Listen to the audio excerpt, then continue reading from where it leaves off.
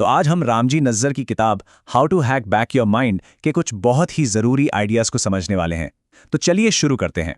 देखिए, आज की ये जो तेज रफ्तार दुनिया है ना, इसमें हमारा दिमाग लगातार भटकाने वाली चीजों, नेगेटिविटी और एक तरह की कंडीशनिंग से घिरा रहता है। और होता क्या है कि ये अनजाने में ही हमारे सोचने और काम करने के तरीके को बदल देती है। अब रामजी नज़्ज़र की ये किताब how to hack back your mind हमें एक बड़ा ही जबरदस्त फ्रेमवर्क देती है। एक ऐसा फ्रेमवर्क जिससे हम अपने दिमागी प्रोसेस पे कंट्रोल वापस पा सकते हैं, अपनी सीमित सोच से आजाद हो सकते हैं और हाँ, अपनी असल ताकत को अनलॉक कर सकते हैं। देखिए, ये किताब सिर्फ सेल्फ हेल्प के बारे में नहीं है। नहीं, ये हमारे सोचने, काम करने और दुनिया को देखने के पूरे फंडामेंटल तरीके को ही बदलने के बारे में है। नज़र का कहना है कि नेगेटिविटी कोई ऐसी चीज नहीं है जो हमारे अंदर पहले से होती है, बल्कि ये डर, चिंता, तनाव और लाचारी, इन जैसे नुकसान पहुंचाने वाले विचारों और भावनाओं का एक जमावड़ा है जो धीरे धीरे हमारे सबकॉन्शियस मन को आकार देता है। और वक्त के साथ ये पैटर्न हमारी सबसे कीमती चीजें चुरा लेते हैं। क्या क्या? हमारा समय, हमारा मोटिवेशन, हमारी बेस्ट परफॉर्मेंस देने की क्षमता और हमारे लक्ष्य। किताब इस बात पे जोर देती है कि इन दिमागी रुकावटों से छुटकारा पाना शायद हमारी जिंदगी का सबसे अच्छा इन्वेस्टमेंट हो सकता है। हमारा जो सबकॉन्शियस मन है वो लगातार बाहरी चीजों से प्रभावित होता रहता है, जैसे समाज की सोच हो गई, पुराने दुख, हमारा माहौल और हमारी आदत बन चुके थॉट पैटर्न्स। और अगर हम सचेत होकर ध्यान ना दें तो हमारे विचार अपने आप चलने लगते हैं, जिससे क्या होता है, सेल्फ डाउट, नेगेटिविटी और रिएक्शन वाला बर्ताव पैदा होता है। नज़र ये भी बताते हैं कि ज्यादातर लोग अनजाने में एक प्रोग्राम्ड माइंडसेट पर ही काम करते हैं और यही ऑटो पायलट मोड तय करता है कि हम मुश्किलों को कैसे देखते हैं, फैसले कैसे लेते हैं और नाकामयाबी पर कैसा महसूस करते हैं। ये किताब हमें अपने विचारों के पैटर्न को परखने और खुद से ये पूछने के लिए चैलेंज करती है कि क्या मैं वाकई अपने लिए सोच रहा हूं या सिर्फ अपनी प्रोग्रामिंग को फॉलो कर रहा हूं। इस सवाल पर एक पल के लिए जरूर सोचिएगा। जिस पल हम इन सबकॉन्शियस पैटर्न्स को पहचान लेते हैं ना, उसी पल हमें उन्हें तोड़ने की ताकत मिल जाती है और इससे हम उन सीमित विश्वासों और बार बार दोहराए जाने वाले चक्रों से खुद को आज़ाद कर लेते हैं जो हमें आगे बढ़ने से रोकते हैं। तो अब नज़र दिमागी प्रोग्रामिंग को बदलने और एक ऐसी सोच बनाने के लिए कई प्रैक्टिकल तकनीकें बताते हैं।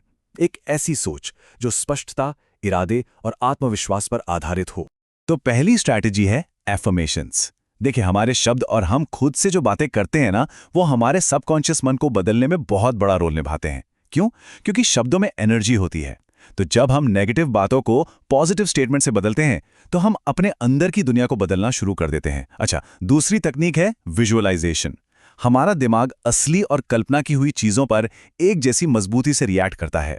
तो जब हम अपनी कामयाबी और मनचाहे नतीजों की कल्पना करते हैं तो हम एक तरह से अपने सबकॉन्शियस मन को उन लक्ष्यों के साथ जोड़ रहे होते हैं, जिससे उन्हें पाना ज्यादा आसान लगने लगता है। अब आते हैं तीसरे टूल पर, माइंडफुलनेस। ध्यान भटकाने वाली चीजें अक्सर हमारा फोकस खींच लेती हैं। तो मेडिटेशन और गहरी सांस लेने जैसी जो माइंडफुलनेस प्रैक्टिस हैं, वो हमें अपने भटकते विचारों पर कंट्रोल पाने में मदद करती हैं, जिससे हम वर्तमान में रहकर सोच समझकर फैसले ले पाते हैं। चौथी स्ट्रैटेजी है सचेत होकर निर्णय लेना।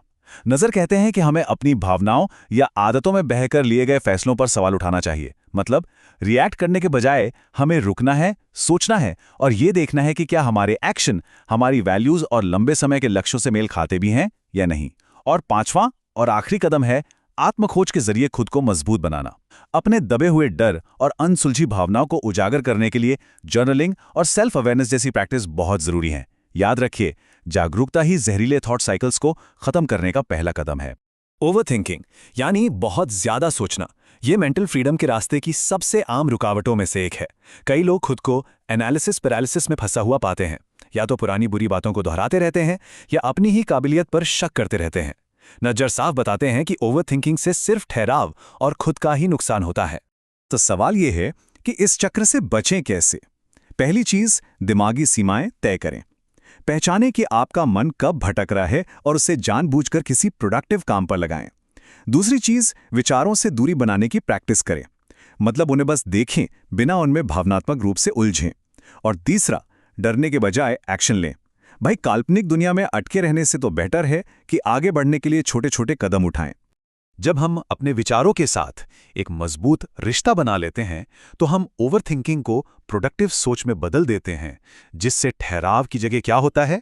ग्रोथ होती है। इस किताब की सबसे गहरी सीखों में से एक है हमारे चेतन और अचेतन यानी कॉन्शियस और सबकॉन्शियस मन के बीच का कनेक्शन। नज्जर ये समझाते हैं कि सबकॉन्शियस मन जो है वो हमारे ऑटोमेटिक व्यवहार को चलाता है, जबकि कॉन्शियस मन के पास उसे बदलने और नया आकार देने का अधिकार होता है। जब हम अनजाने में जीते हैं ना, तो हम अपनी आदतों और पुराने सोच के पैटर्न के कैदी बन जाते हैं। लेकिन जब हम अपने सबकॉन्शियस में चल रही चीज़ों पर ध्यान देना शुरू करते हैं, तो हम खुद को सोच समझकर चुनाव करने और अपनी मेंटल हेल्थ की जिम्मेदारी लेने के लिए मजबूत बनाते हैं। अब देखिए, इस प्रोसेस में धैर्य, सेल्फ डिसिप्लिन और अपने गहरे जमे हुए विश्वासों को चुनौती देने की हिम्मत चाहिए होती है। लेकिन लगातार कोशिश करने से हम एक रिएक्टिव जिंदगी से निकलकर एक सचेत और सोची समझी जिंदगी की ओर बढ़ सकते हैं। एक ऐसी जिंदगी जहां हम सच में अपने विचारों, भावनाओं और कामों पर कंट्रोल रखते हैं। तो how to hack back your mind सिर्फ एक सेल्फ हेल्प किताब से कहीं ज्यादा है। ये हमारे सोचने और जिंदगी को महसूस करने के तरीके पर कंट्रोल वापस पाने के लिए एक बदलने वाली गाइड है। नज्जर की बातें हमें ये याद दिलाती हैं कि मेंटल फ्रीडम को चुनिंदा लोगों के लिए नहीं है। नहीं, ये उन सभी के लिए एक हकीकत है जो अपने सीमित विश्वासों को चुनौती देने और एक सचेत जीवन जीने के लिए तैयार हैं। मेंटल मास्टरी का यह सफर हमेशा आसान नहीं होता, लेकिन इसमें कोई शक नहीं कि यह हर कोशिश के लायक है।